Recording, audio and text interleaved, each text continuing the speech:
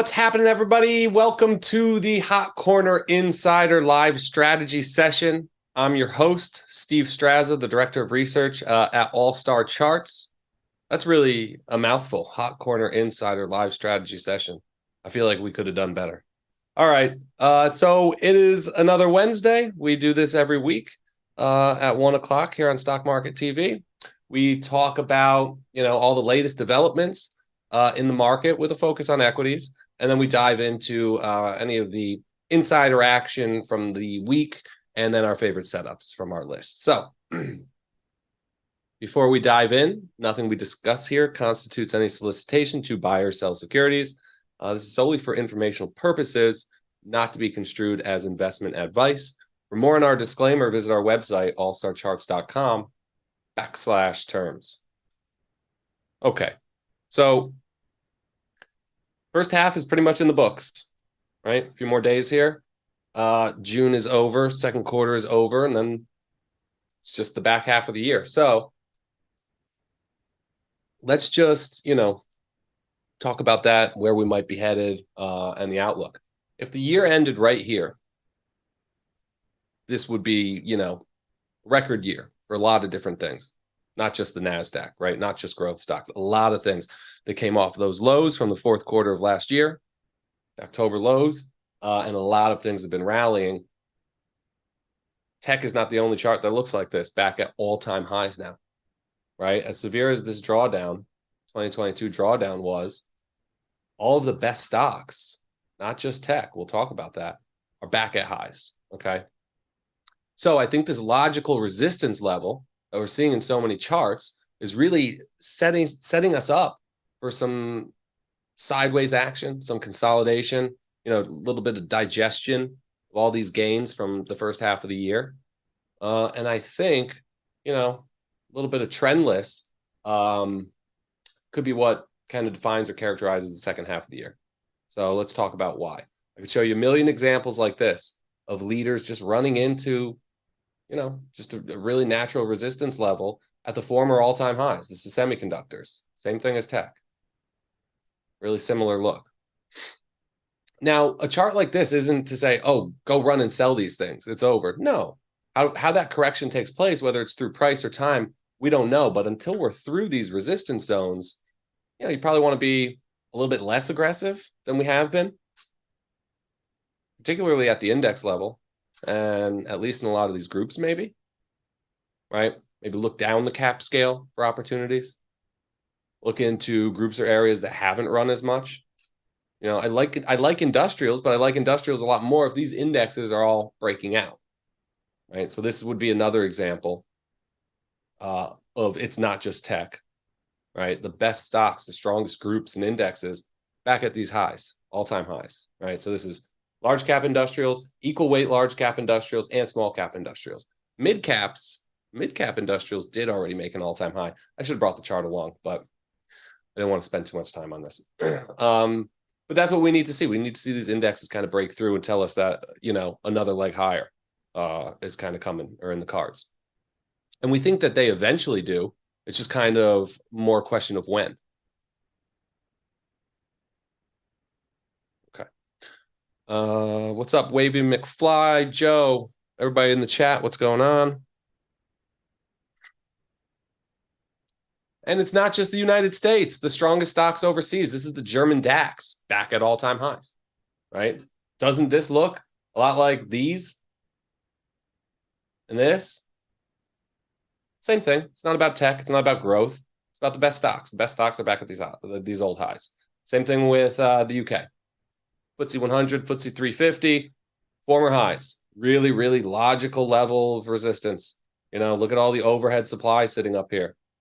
Sure, the more times the level is tested, the more likely it is to break. That comes to mind when I look at these two, industrials. But we got to see it break, okay? I think we're set up for some digestion, some sideways, some consolidation from the strongest stocks. And France looks like this too. The CAC 40, I don't have it. 5% technology in the CAC 40. Looks just like these. Okay, so best stocks, strongest stocks, at least at the index level. Sure, we can look beneath the surface and find things that are resolving higher every day. But at least at the index level, the best stocks, the best groups, hitting resistance. How about the worst stocks? It's the opposite, right? The weakest stocks and groups holding support. Here's financials. There's no better example than financials. This 30-50 level is huge. I was just joking with the guys who were preparing for the presentation. I said, I've been drawing arrows at this same line my whole career. 15 years now, I'm drawing arrows at the same exact level. Over and over and over again. Financial crisis highs, 2018 highs, pre-COVID highs. Finally take it out, right? And now that form of resistance flips and becomes support. Polarity. Right? 1, 2, 3 now. Holding that 30-50 level. Equal weight financials. It's all, really resolved lower from this top. Big down leg in March with the regional banking crisis. Bearish continuation pattern right at these former highs. As long as it holds, you got to bet on a rebound. We were talking on our analyst meeting today. Some of our best trades lately have been buying weaker stocks. Not typically what we do, right? But in bull markets, hey, anything goes. No, not anything, right? But you can get a little bit more creative, a little bit more flexible in bull markets. And what we've been doing is making the bet that some of the weakest stocks that have been testing support are not going to break support, right? So whether you sell puts or you just buy the stock and bet on some sort of a bounce or rebound, make a tactical trade there, that's really been working, particularly from an option standpoint. Sean's killing it. Just put a really big trade on DraftKings, which we'll talk about right before we finish up. So another week, it's funny. We're calling this a weak group now. Energy. This was the leader for years. Energy was outperforming everything. Crude oil. Testing the AV-WAP from the COVID lows. Also coincides pretty nicely here with the 2018 highs, those prior cycle highs. Same thing in XLE, right? I guess it makes sense that crude oil looks a lot like the energy sector itself. 78 is really the level. We're right there. JC's out here buying Chevron. I did put a trade on Oxy today. We're just making the bet that these things are going to hold, right? Oxy back above 67.50. You have to have a vehicle in the energy space. I got out of Oxy a while ago. It was the right thing to do in hindsight. We were in it really early on, several years back. I like it. If we hold that 67.50 level, I like Oxy. That's my vehicle to trade some mean reversion. Or basically the bet we're making is simply that these levels hold. Selling puts in Oxy too. So other weak groups, coal index, prior cycle highs, they're holding. Again, this is another space that we used to, huge leader during the bull run off of the COVID lows, but straight sideways for a while now while everything else has kind of been screaming higher. No longer a leader. It's been a long time since China's been a leader. Back at these lows, key lows. This is Chinese internet because really that's what matters to me. It's like if you isolated the biggest stocks in the US, right, and looked at FANG, what we're doing here. China, not really a commodity country anymore. They still do a lot with that, but a lot of tech in China, right? So we're looking at Chinese internet here. KWeb keeps holding this level. This is the ETF inception, right? So extra important, kind of like, an IPO day polarity level. Same thing, same idea. So again, when we look beneath the surface, sure, certain things are going to go, right? We talk about industrials running into these former highs, running into these all-time highs, expecting some corrective action. Then we have something like construction materials, right? And we could still, look for opportunities in these groups. So we could still bet on the leaders. I think we get that expansion and participation. Maybe the indexes look a little bit lackluster into the next quarter or two, right? Because maybe growth takes a breather. But I think when you move down the cap scale and you kind of open up, your scans to include the value sectors and the cyclical groups, I think if industrials are working, it's only a matter of time before materials start to work better. Probably, maybe even financials eventually too, right? So Beacon Roofing is one that we've really liked. Talked about it for a long time on here. Got this really, monster-based breakout, taking out those 2018 highs, 66. There's really not much to do here. It's more or less just a good example of what some of the best industrial stocks look like right now. So we're already long. Price target just beneath 100. Price target's 100. You'll get 100, right? You're not going to see a stock go to 99.50 without hitting 100. We call it the $100 roll. It's like a magnet once we get up there. These round numbers, especially big round numbers like 100. So CD&R Investments is the institution in this one. Form 4 filer from just earlier this year. All right, some new names. I'm not even going to try to pronounce this. So LMAT, not Lockheed Martin. Lemaitre Vascular. All right. How bad did I do? LMAT. Medical equipment, medical instruments and supplies. Let's see how big these guys are. 1.5 billion, right? So move down the cap scale. It's a small cap. We think it's on its way to being a mid cap. So if we're above 64.50, which we are right here today, it looks like we might get a little rollover over really ultra short-term time frame here. So maybe you can get this one closer to 64.50, that breakout level, if you give it a few days. Nonetheless, 64.50. We want to be buyers on weakness back towards that level. This one also institutional investment activity, inside activity back in January. 6.2% interest for Copeland Capital Management. 64.50 is our risk level. Target is 80. API Group, APG, Richard Blumenthal, Connecticut. Okay, Senator filing. API Group, really just breaking out right now. This one looks like it's going to go. Stock just came public in 2020. Not many recent IPOs making new all-time highs. This one is.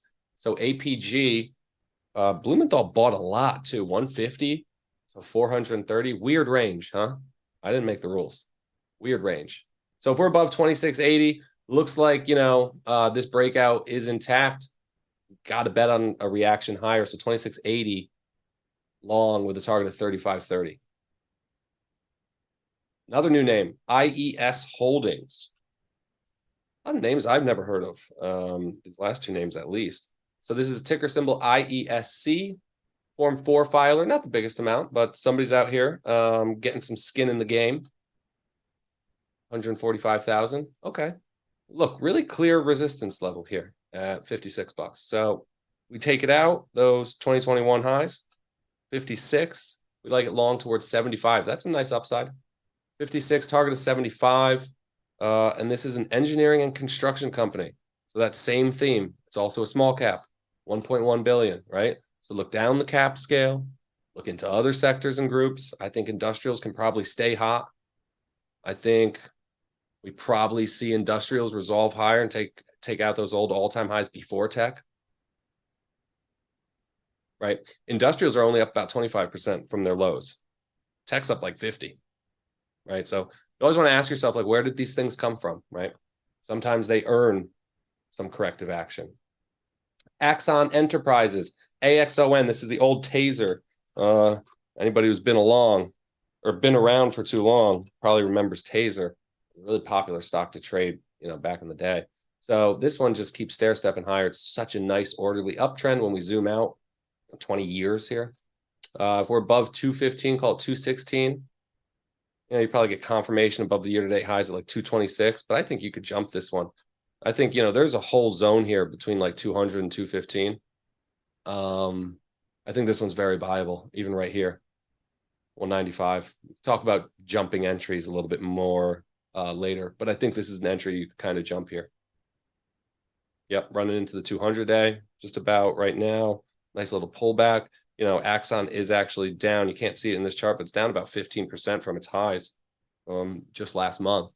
And still kind of running into a shelf of highs right here from 2020. Either way, if you want to do it here, if you want to do it above 200, you want to do it at 215, that's a nice risk level target of, just south of 350 here. Hadi Partovi, Form 4 buyer. I think he's a director, but he's just a big Silicon Valley tech investor. Big buy, 5 million. Not many charts I like more than DraftKings right now, guys. And I probably have as much exposure to this stock as any. I just retweeted Sean's post. He just put an options trade on it, and I retweeted his post and talked about how much I liked it. And pretty much as soon as I did that, the stock reversed and started selling off lower. So maybe it's the last time I do that. Yeah, I don't know. Listen, today has been crazy. So this little sell off here began at 12:45. 12:45 it looks like. Everybody in the world is just talking today.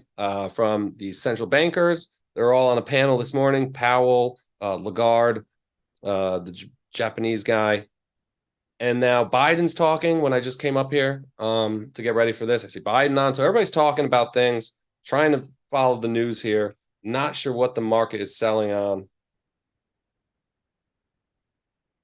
Yeah. All right.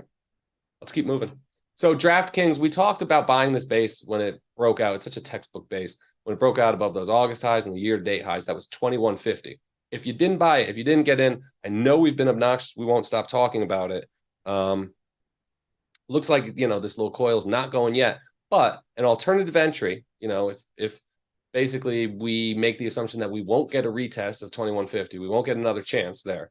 You could just buy this coil, right? You could buy the resolution of this short-term continuation pattern. I think that happens right here around 26.50. And, you want to kind of make sure you get 26.50 before you buy that strength, because I think today was a nice little tease, right? We ran up to the upper bounds of that range, hit it, and now we're pulling back. And this looks like a pretty ugly shooting star candle is shaping up here right now, trading down by about 1% right now, really close to the lows of the day. And it's not just DraftKings. Like I said, in the last 30 minutes, for whatever reason, stocks have really come off. Utilities are negative on the day, materials, financials, communications, real estate, a lot of things turning red here. Interesting.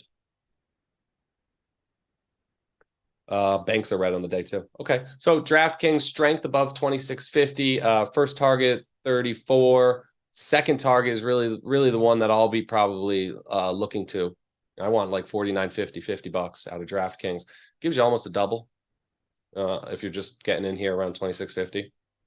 And again, if this little coil does fail, right, we get some follow through on what looks to be, some weakness here today. We get some follow through and we break it to the downside here, I still want to be a buyer at 21.50. So either way, and we have plenty of price targets. Look at the relative trend. You got that base breakout and this nice little coil, the short-term continuation pattern, and the relative trend too. Really like that, supportive of, a breakout here in the absolute trend. Uber Technologies, another one that I like so much right now. Really nice bullish candle again today. Seems like this one's just up every day. We went through it. This is the chart I want. Yeah. We went through and we talked about it in a post, I think a few weeks back, and we used Uber as an example of like, this is the kind of base we want to be buying, right? And we talked about 200-day moving average is sloping higher, telling us the primary trend is up. Momentum is in a bullish regime here, shown in the middle pane. The 200-day moving average and the relative trend is sloping up. And we got a nice base breakout, similar to the relative trend in DraftKings here, right? So that's telling us we can expect more outperformance in the future. Then the last box to check is, do we have some sort of line in the sand or base breakout level that we could say, we could define our risk here, and we definitely got that breakout. Totally. You have the August highs. But we said, if we're just getting into Uber now, and we kind of missed it earlier, the base breakout or the August highs, how do we do that? And we kind of said 39.50 is that level. We had this little, short-term flag, couple week long flag that really resolved higher earlier this month. And we've just been, straight up ever since. So first target here already hit. Next target 64 for Uber. And I like it. Like it a lot. I think you could redefine your risk here again at 45 if you didn't get in. Sometimes with the strongest stocks, it's less about where you're entering and where you're defining your risk. Sure, you want a well-tested area. Polarity zone's always better if you got former highs or lows. That's really where you want to define your risk. But sometimes in the strongest stocks, you just have to be flexible and just define your risk somewhere, right? And that's your level. That's how much I could lose. Have a plan and just get into the strongest names. So there's a number of different ways you could do this in Uber. Another thing that stands out, their CEO, who I just love, I think he's doing an excellent job. especially when you look at, the stock price performance of their competitor, so like Lyft. Uber's moving in one direction, Lyft is moving the opposite. This is Dara Khosrowshahi, I think his name is. I butcher it every time. I feel so bad. But he's the CEO. He bought about $5 million worth of shares this time last year. And I just love seeing that, right, from the company leader. And he really has. He's turned the company around. He's an operator. He kind of came in there.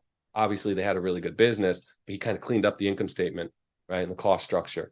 And now they're making money, a positive cash flow. This is not non-profitable tech. This is solid tech, and it's a product and service that a lot of us use, on a weekly basis.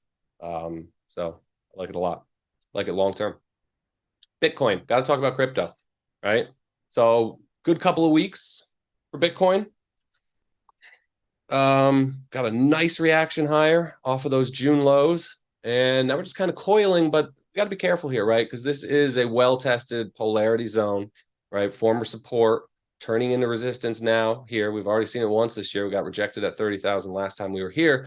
It looks like Bitcoin wants to go. And I got to tell you, this is just textbook. If you pull up a chart of Bitcoin and look at the daily, just been coiling high and tight here since last Friday.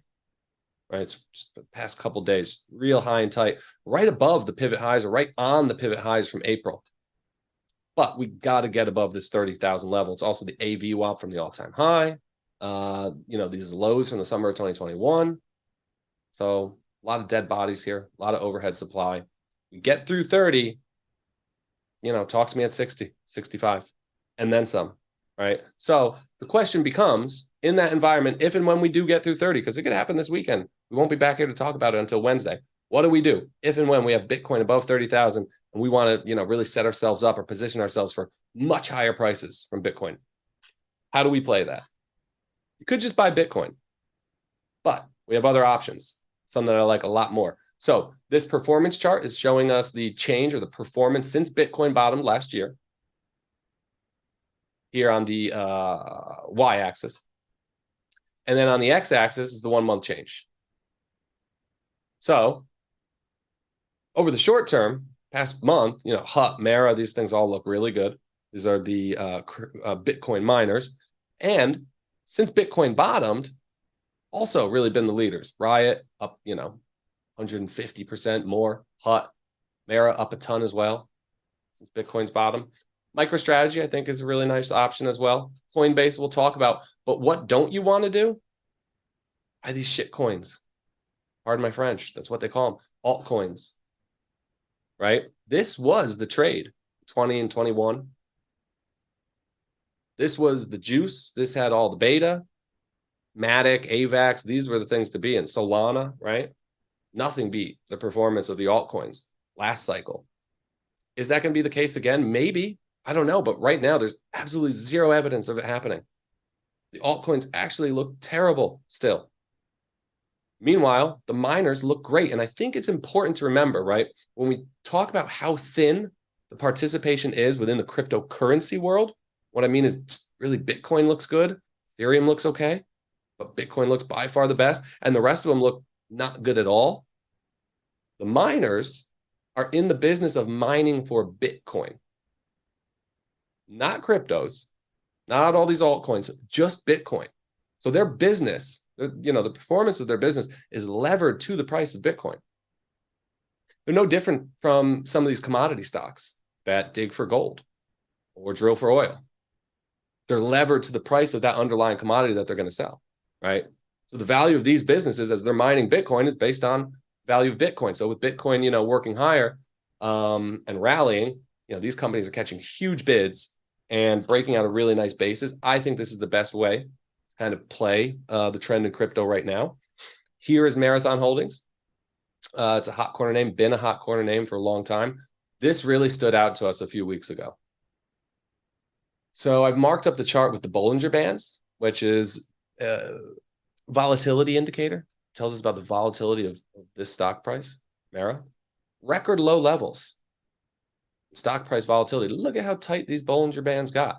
Volatility, unlike price, is mean reverting. It expands and then it contracts. Doesn't really trend like price. So we saw that, real tight expansion or contraction in volatility we knew it was only a matter of time before we got an expansion of volatility. Then the only question becomes, what direction does that expansion take place in? Right? Is the expansion of volatility going to result in higher prices or lower prices? Because we know we're not going to stay tight in this range forever with volatility at record lows. So we did get that expansion. See volatility ticking higher now here from record low levels. And the chart's been ripping, right? We had a nice little tight little coil. Find a risk at 950. This one's heading back to 20. And I think if you're not already in it and you're looking to get in a little late past that 950 level, you use 1250 right here. I think we're getting a little resolution from this high and tight flag that's been printing since last week now. You know, market's pulling back a little. This thing still looks great. The daily candle in Mara right now, I'm fine with that. Looks fantastic. Yesterday, Mara was up 13.5%. So 950 on weakness or right here against 1250, right? Because that's the April high too. And we're looking for 20 bucks in Mara. Real quick, I think MicroStrategy is also a really good way to bet on crypto via the stock market. MicroStrategy, similar to the miners, levered to Bitcoin, right? They don't mine for it, they just buy it. Different strategy. Similar in the end. They're betting on higher prices for Bitcoin. So MicroStrategy, we've traded this name so much since last year. Have multiple price targets hit already, I believe. Now we're finally getting the base breakout. We've been patient. We haven't been in it since I think our last target was down here around like 250, 260. We want to buy this one on strength now above these former highs. And I promise you I would talk about jumping a setup here or jumping a breakout. I think you could jump the breakout in this case, right? You got the August highs way back here at 350, right? But you got the year-to-date highs here at about 340. And then you got the highs from just last week or earlier this month here at 335. I think you could jump this one and get in, you know, on strength above these June highs. 335. If not, maybe use 340. The April highs, I don't think you need to wait for the August highs. This base is shaping up. I think we're getting this resolution right now. The director and chief technology officer were formed 4 filers, 1.5 million. Like to see that. 1.5 million. Not bad. And here's MicroStrategy in our bubble chart, right? Right here in the middle. Looking a lot better than something like Coinbase. But hey, Coinbase has been trending very well past few days now, really since last week. You know, this one's ran from, mid 50s up to 70 right now. We had a level here around 60 in the past. It was these pivot lows. Now it looks like the market's telling us that level's more about 50. So I don't think there's really anything to do with Coinbase yet. I'm no longer long. As soon as I got out of it, it started ripping, of course. But I rotated a lot of that capital into the miners. Coinbase, wait till 85. We'll get the base breakout at 85. If this one's going to be worth owning over longer time frames, we will take that level out and we can be buyers then. So sit tight. We'll be back with new levels for Coinbase if and when we get that base breakout. Let's hit the chat before we get out of here. Ooh, look at that. I'm trying to go about a half hour when I do these, and I was really close today. Proud of myself. 31 minutes. Getting better at this. Nikki, what's up? Thanks for stopping by. Taking any questions? Yeah, listen, these shows are really for you guys. If we want to do like a little Q&A session at the end, then great. If you don't want to hang out for it, then you're welcome to leave. But why not take questions, right? So let's just start here from the top. Hey, Noel. Look at the Mexican stock market. I mean, you can say that so much these days and just insert any country. A lot of them look good, more and more. And you know what? It was really just developed Europe at first when the bull market began last year. We're seeing an expansion and participation around the world now too. More and more countries kind of joining the party. But there's overhead supply and a lot of the leaders, like we talked about at the top here. Jonathan, thanks, man. I could do this all day long. I'm lucky. XLE looks good. Look, it's like I said, if that's the kind of setup you want to trade, I don't hate it. We can get more creative in bull markets. We can buy support. We can buy weakness into, clear support level. We can buy lows and also buy breakouts. I have no problem with buying energy here. Like I said, Oxy is my vehicle of choice. It's a hot corner name. I want to be buying where Uncle Warren's buying, and I know I can do that with Oxy. JC made a good point, though. He's like, Warren's in Chevron, too. I said, yes, but he's not buying it currently. So, Uber, IPO levels. Yeah, man. Totally. It looks so good. I think JC talked about it on Chart Request Live today, too. I love that chart, or yesterday. I love that chart of Uber going up and Lyft going down. What a divergence between two companies that are literally in the exact same business. Not a good look for Lyft. Would you buy KWeb? I want to say yes to that, Mitch. I would rather just buy the strongest stocks in China. VIPS is really our vehicle of choice there. VIPS. Nice little pullback in the past few weeks. Buy the strongest names in China. Stay away from the indexes for now. They keep coming after Alibaba. It's like every time this company drops a press release, it's just new bad news. And the reason I mentioned Baba is because there's such a big weighting in a lot of these indexes. Even JD.com, a lot of these online retailers just not looking good. So no, I would stay away from the indexes in China for now. If you want, you could buy against that support, like in the chart I showed here. It's not the cleanest trade though. 26.50. Yeah, we're really close. You got pivot lows here around 24.50, 25. Better trades on the books, Mitch. Definitely better trades on the books. Interesting that GBTC is above the April highs and Bitcoin is not.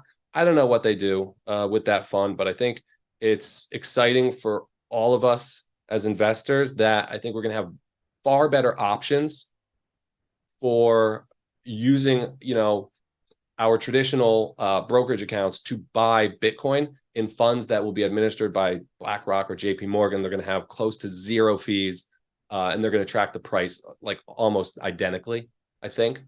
And I think that'll be a really good option for a lot of people. GBTC, it's just, when I look at a fund that's supposed to track an underlying and it doesn't look like the underlying, I just don't want it, right? Just use the underlying. It's the case with a lot of these commodity ETFs too. How about Osprey Bitcoin Trust? Man, I love those guys. We're friends with them, but what I just said about GBTC, I don't think it's any different. I do like Osprey though. Good guys over there. What do you look at what do you look for? Sorry, I need my glasses. As a stop loss when jumping the breakout? It depends, right? Situation by situation. In something like MicroStrategy, you probably want to keep it pretty tight, right? So depending on your risk strategy or your risk profile, risk preferences rather, 270 would be the pivot lows right here in MicroStrategy. So that seems like a really logical level, but 18% from here. So you got to be willing to lose that much. If you want a tighter stop, you could use Monday's low, 300. Right? High risk trades should also give you a higher reward, right? And that's why we're looking at, $150 in terms of upside for MicroStrategy. If you do get this breakout, you probably get 500 pretty quickly, right? So knowing that, am I willing to risk 18% and get stopped down at this 270 level? That's the question you have to be asking yourself, right? Steve, will you be gone? Yeah. I'm bummed because they're taking me away from my network and all my shows for 3.5 weeks. But it's going to be a blast, and we're going to do a bunch of video content from out there. Sean and I are going to be interviewing traders and investors and analysts from all over the world, and we'll be airing a lot of that stuff, hopefully. Also, if any of you guys are interested, we're kicking around the idea of maybe doing like a live presentation from one of the events, because we're going to be giving, I think it's 8 presentations over the course of those 3 weeks at different, mostly CMT chapters or like Bloomberg headquarters, in these different cities in Asia. And I said, why not just air one live? Or we could do it live and then replay it, because it would probably be happening, overnight in the middle of the night because of the time difference. But yeah, I'll be back in August. Be leaving. My last shows will be Friday this week. PayPal's good. Did we get that move higher? I've been talking about buying this one. I'm not sure if I'm in it or not. I know I put in an order. I don't know if it got filled. I hope it didn't, looking at the chart right now. If we're below those pivot lows, I don't like it. I really only want this above 67.50 PayPal, those December lows, right? Because we're trying to scoop and score here. We're looking for the squeeze. Maybe we'll do live charting when we take questions in the future. Can you look at EDN, please? Those requests are really for chart requests live, but we'll do it. We'll break the rules here. EDN, it's really kind of like a nosebleed uptrend. Nice base breakout. Looks a little extended to me. And you're really seeing, a lot of volatility over the past few days. I don't know. I would kind of let this one settle down. Not really for me. Yeah, so one vote for the live presentation. Okay. Anne-Marie, thanks so much. Can't wait to have you on the show again when I'm back in August. So, guys, this was a blast. As always, thanks everybody for tuning in and watching. Any questions, comments, concerns, feedback, info@allstarcharts.com. And I will not see you here next week. You will see JC. You're in very good hands while I'm gone. So, all right, everybody, signing off. See you in about a month.